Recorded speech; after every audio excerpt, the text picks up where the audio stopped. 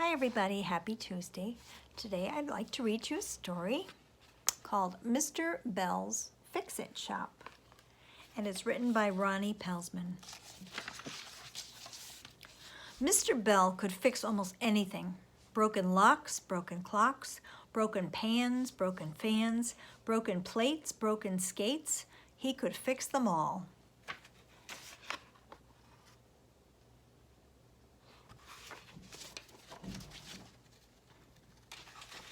People smiled when they walked past his little shop and saw a sign in the window.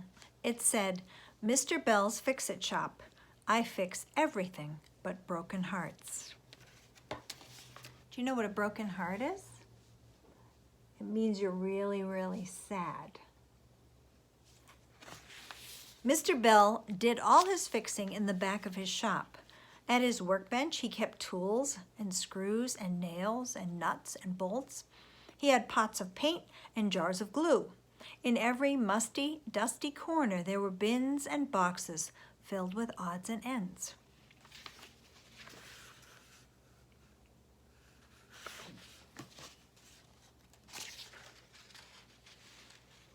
His friends told him that his shop was way too messy. Throw some things away, they said. But Mr. Bell said no, there's a use for everything. You never know when you may need a doorknob or a pickle jar. And lots of things. Jill, who lived nearby, loved to look around in Mr. Bell's shop. She came in nearly every day after school. I want to have a fix-it shop of my own someday when I grow up, she said. So Mr. Bell made her his very special helper. Jill.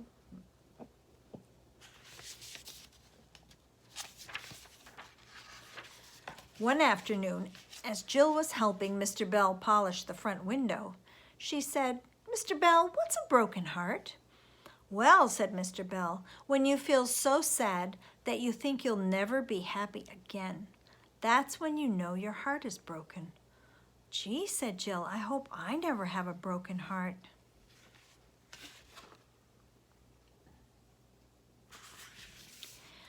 One day, Mr. Bell was extra busy.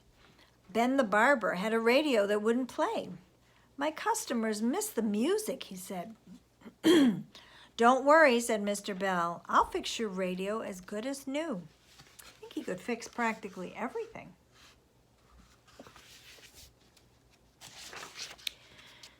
Otto, the laundryman, had an iron that wouldn't get hot.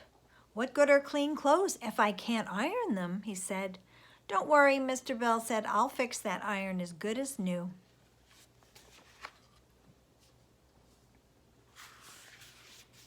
Sarah Stevens had a camera that wouldn't click. I'm going to Australia, she said. It won't be any fun if I can't take any pictures of the kangaroos. Don't worry, said Mr. Bell, your camera will be as good as new in no time.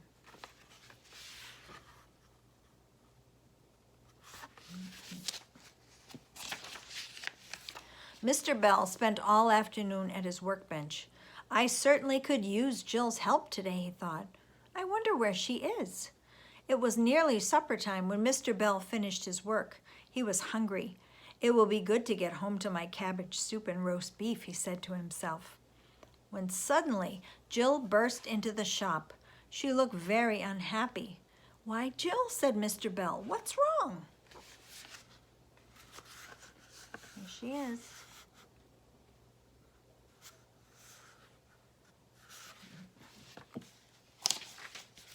I went to Grandma's house today, Jill said, and her new puppy chewed up Rosie.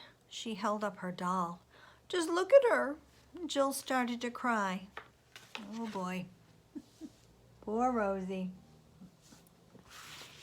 Mr. Bell forgot all about his supper. Don't you cry, Jill. I'll fix Rosie as good as new. Really? Said Jill. She was still crying. I promise. Now you run along and don't worry about a thing, and I will see you tomorrow. Mr. Bell took Rosie to his workbench.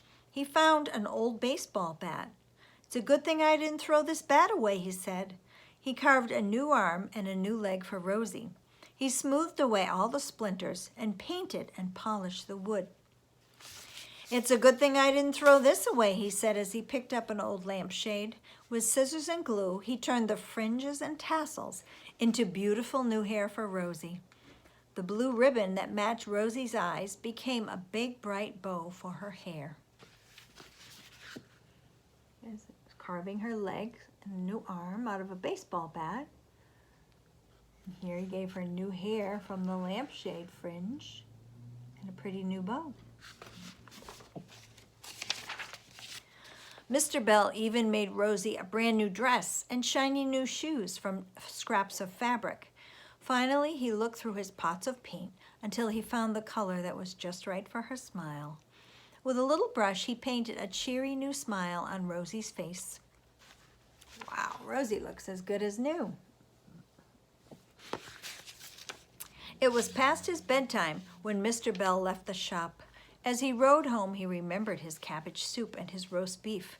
My supper will be very late tonight, he thought, but it will taste extra good.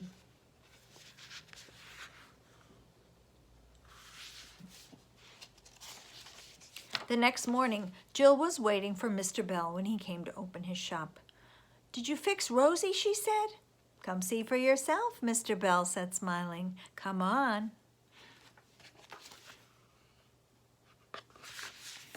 "Oh, Mr. Bell," Jill exclaimed when she saw her doll. "She looks beautiful." "Good as new," said Mr. Bell, and Jill gave him a big hug.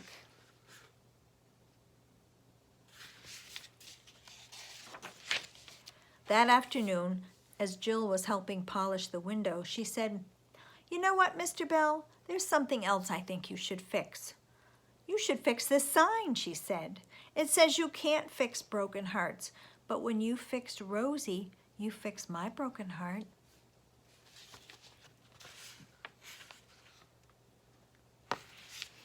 People still smile when they walk past Mr. Bell's Fixit shop and they see the new sign in front. But the sign is just a little different now. The crack in the heart has a bandage painted over it, and the words above it say,